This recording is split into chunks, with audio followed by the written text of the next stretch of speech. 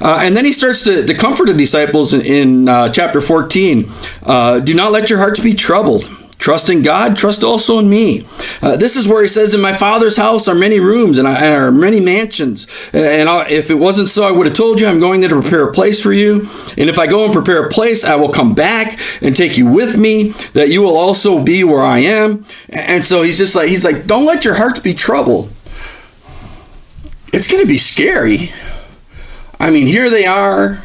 They've shared this supper with Jesus. It's a Passover. They're thinking about, remember what the Passover is celebrating? When they were in Egypt, a death angel comes. The Egyptian firstborn are killed.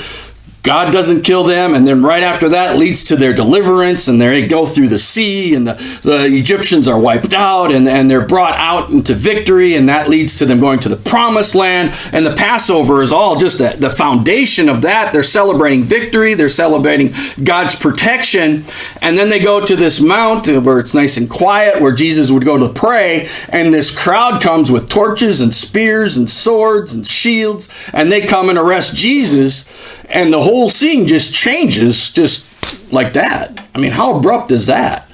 I mean, here's this peaceful time, here's the celebration time, here's this joyful time, thoughts of God's deliverance, and his son is not going to be delivered.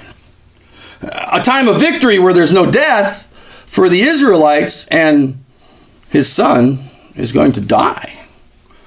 A time where they come out with all kinds of gold and silver and blessings out of Egypt, and the son's going to be naked on a cross.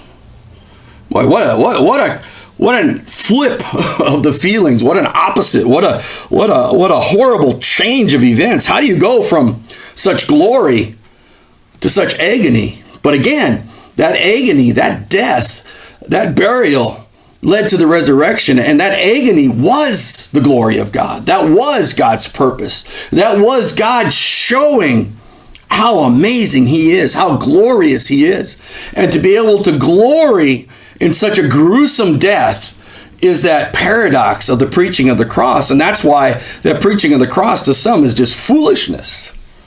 Your Savior came and he died? Oh, what a message. And if there was no resurrection from the dead, yeah, it would be a horrible message, but there is a resurrection.